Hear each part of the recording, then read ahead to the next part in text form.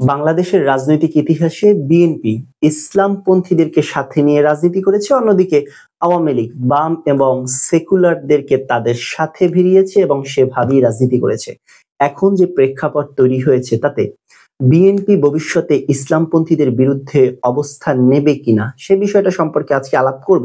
কিন্তু তার আগে জামায়াত ইসলামীর আমির ডক্টর শফিকুর রহমান যে বললেন বাংলাদেশে একমাত্র দুইটা পরীক্ষিত শক্তি রয়েছে যারা দেশপ্রেমিক, তার মধ্যে এক নম্বর হচ্ছে জামায়াত শিবির এবং অন্যটা হচ্ছে সেনাবাহিনী। এই কথাটা বলার যৌক্তিকতা কি এবং আদৌ জামায়াত শিবিরকে সাপোর্ট করেন তারাও এই বক্তব্যকে কোনোভাবে জায়েজ করতে পারেন কিনা বা এর এগেইনস্টে কি দাঁড়ায়? এটা যদি আমরা ঐতিহাসিকভাবে কানেক্ট করতে চাই সেক্ষেত্রে ওই কথাটা কিছুটা সত্যতা মেলে যে পাকিস্তানের অখণ্ডতা রাখার জন্য জামায়াত ইসলামী যেইভাবে দাঁড়িয়েছিল রুখে, সেই ক্ষেত্রে পাকিস্তানের দেশপ্রেমিক জামায়াত ইসলামকে বলাই যায়। এখন হচ্ছে জামাতের যে আলাপটা থাকে যে পাকিস্তানের পক্ষে দাঁড়ানোর কারণ ছিল ভারতের সহযোগিতায় বা ভারতের করজ রাজ্যে ভবিষ্যতে পরিণত হওয়ার ভয়ে জামায়াত ইসলামী পাকিস্তানের অন্যায় অত্যাচারের বিপক্ষে কথা বলেছে। এদেশের সংখ্যাগরিষ্ঠ মানুষের ভোটের ভিত্তিতে যেই ক্ষমতা এসেছে শেখ মুজিবুর রহমানের হাতে, সেই ক্ষমতা হস্তান্তরের কথা বলেছে, কিন্তু তারা অত্যাচার নির্যাতনের পক্ষে ছিলেন না। দেশপ্রেমিক শক্তি বিদায়ী তাদের রাজনৈতিক অবস্থান ওরকমের ছিল যে ভারতের সহযোগিতা তারা দেশ স্বাধীন করতে চান না। সেক্ষেত্রে পাকিস্তান এক ধরনের জালিম, ভবিষ্যতে ভারত এমন ভাবে আমাদের উপরে ঝেঁকে বসবে তারা আরো বড় জুলুমের শিকার হবেন, এটা তাদের রাজনৈতিক বক্তব্য। কিন্তু যে আলাপটা এখন 24 পরবর্তী 25 সাল এখন অলরেডি পড়ে গেছে, জুলাই গণ অভ্যুত্থানের কথা যদি বলি, সেই পরিস্থিতি এসে যদি বলে যে জামায়াত ইসলামী হচ্ছে বা দুটি সেনাবাহিনী সহ পরীক্ষিত শক্তি হচ্ছে দেশপ্রেমিক, তখন তো এটা প্রশ্নের জায়গা রাখে। এটা রুহুল কবির রিজভী অত্যন্ত চমৎকার ভাবে প্রোটেস্ট করেছেন, আমি সেই জায়গাটা বলবো। কিন্তু এর বক্তব্যের মানে কি এই বাংলাদেশে অন্য কেউ দেশপ্রেমিক নাই এই কথা কেউ বলতে পারে? এটা কোনোভাবে গ্রহণযোগ্য? বাকি সমস্ত দলগুলোকে বাদ দিয়ে, ইন্ডিভিজুয়াল ব্যক্তিকে বাদ দিয়ে একমাত্র জামায়াত ইসলামী, এটা কিভাবে বললেন? এই জায়গাটা জামায়াত ইসলামীর যারা নেতাকর্মী আছেন ওনরা কোনোভাবে আসলে করতে পারে কিনা ডিফেন্স, যে এটা ওনার বলার কারণ কি, এটা ওনরা করুক, আমি ছেড়েই দিলাম। কিন্তু রুহুল কবির রিজভী যে বিষয়টা বললেন, এখানে দুইটা পার্ট। একটা হচ্ছে জামায়াত ইসলামী মুক্তিযুদ্ধের সময় কই ছিল, কোন সেক্টরে তারা যুদ্ধ করেছে, এসব বিষয়গুলো জানতে চাওয়ার পর বললেন তারা যদি এখন এসে বলে একমাত্র দেশপ্রেমিক শক্তি হচ্ছে তারা, তখন সেটা হাস্যকর হবে। হ্যাঁ, এই জায়গাতে আমি পুরোপুরি একমত যে এ ধরনের মন্তব্যের পরে সেটা আসলেই হাস্যকর হবে এবং চরমভাবে হাস্যকর হবে। এই ক্ষেত্রে আগের যে আলাপটি রুহুল কবির রিজভী আনলেন যে ওনারা কত নম্বর সেক্টরে যুদ্ধ করেছে, এই মুক্তিযুদ্ধের চেতনা, মুক্তিযুদ্ধের কথা আমরা করেছি, আমাদের অবদান আছে, এই আলাপটা শোনার সাথে সাথেই আওয়ামী লীগ মুক্তিযুদ্ধকে বিক্রি করে যেভাবে আমাদের উপর শোষণ নিপীড়ন চালিয়েছে না, সেই মুক্তিযুদ্ধের চেতনার রাজনীতির একটা গন্ধ পাওয়া যায় বা ওটা সন্দেহ মানুষ করতে শুরু করে। কারণ আওয়ামী লীগ মুক্তিযুদ্ধকে এত নিম্ন শ্রেণীর ভাবে বিক্রি করেছে। এখন যদি হঠাৎ করে কেউ দল বা কোনো ব্যক্তি মুক্তিযুদ্ধের কথা বলে ওঠে, এর মানে কি মুক্তিযুদ্ধের প্রতি অশ্রদ্ধা? সে কারণে তা না, মুক্তিযুদ্ধকে আওয়ামী লীগ খারাপভাবে ব্যবহার করার কারণে কোনো ব্যক্তিও যদি মুক্তিযোদ্ধা হিসেবে পরিচয় দেয়, সেই ক্ষেত্রে সন্দেহের একটা জায়গা তৈরি হয় এই মুক্তিযুদ্ধকে সামনে রেখে আবার কোনো অপরাজনীতি করবে কিনা, সেই গন্ধটা পাওয়ার জায়গা থাকে। এখন 24-এর অভ্যুত্থান পরবর্তী বাংলাদেশে সেই সময় কার কত অবদান ছিল সেটা বলা এক প্রকার অপ্রাসঙ্গিকতা। এই যুব প্রজন্মের কাছে যারা সামনে থেকে জুলাই অভ্যুত্থান ঘটিয়েছে তারা কিন্তু সেই সময়কার ইতিহাস দেখে নাই। হ্যাঁ, ইতিহাস শুনেছে, কিন্তু সেই 24-এর যে যোদ্ধারা ছিলেন তাদের ঘাড়ে কারো তো মুক্তিযুদ্ধের সময় গ্লানিও তুলে দিতে পারবেন না বা সে ছিল কিনা সেটাও জিজ্ঞেস করতে পারবেন না। তো সেই জায়গা থেকে এটা অপ্রাসঙ্গিক বললাম। তার মানে এই নয় বাংলাদেশের মুক্তিযুদ্ধের ইতিহাস, ঐতিহ্য এবং সেই সময়ের যে আমাদের অর্জন সেটা অপ্রাসঙ্গিক, অবশ্যই সেটা প্রাসঙ্গিক।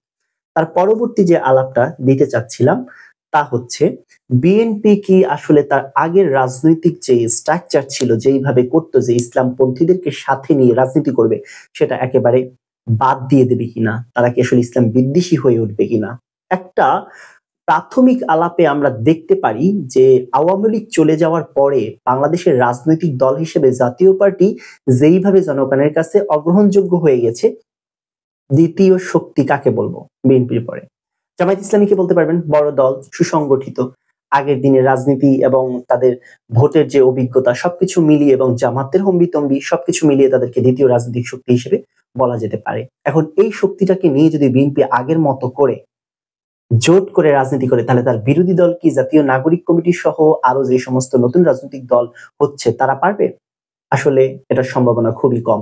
তো সেই জায়গা থেকে জামায়াতকে বিরোধী অবস্থানে রেখে রাজনীতি করার চিন্তা বিএনপির থাকতে পারে। আরো একটা ব্যাপার, জামায়াত ইসলামীর সাথে পথ চলতে গিয়ে তাদেরকে যেই গ্লানি, যেই গালাগালা আওয়ামী লীগের কাছ থেকে শুনতে হইতো এবং এক ধরনের আলাপ থাকতো না, জামায়াত ইসলামীর মতো দলকে সাথে নিয়ে রাজনীতি করলে আন্তর্জাতিক সমর্থন পাওয়া যাবে না, এরা ফান্ডামেন্টালিস্ট, এবং যেহেতু ক্ষমতায় আসবে অন্যান্য ছোট দল, ইসলামিক দল কিন্তু তরিকত ফেডারেশন সহ ছোট ছোট ইসলামিক দল কিন্তু আওয়ামী লীগের সাথেও ছিল, তাদের নিয়ে কিন্তু এই সমস্ত আলাপগুলো ওঠে নাই, কারণ তারা ক্ষমতা কারা পাবে বা ক্ষমতায় যাওয়ার ক্ষেত্রে অতটা প্রভাবক হইয়া ওঠে নাই, ঠিক সেই কারণে। কিন্তু জামায়াত ইসলামী তো ক্ষমতায় কে যাবে না যাবে সেটা নির্ধারণ করার অবস্থাও থাকে, যাদের সাথে কোয়ালিশন করে তারা ক্ষমতায় যাওয়ার সম্ভাবনা প্রায় 99% বেড়ে যায়। তো সেই জায়গা থেকে এই বিতর্কটা ছিল। তো সেই বিতর্ক যেহেতু ছিল, জামায়াত ইসলামীকে দূরে সরিয়ে দিতে পারলে সেটা থেকেও বিএনপি মুক্ত হবে।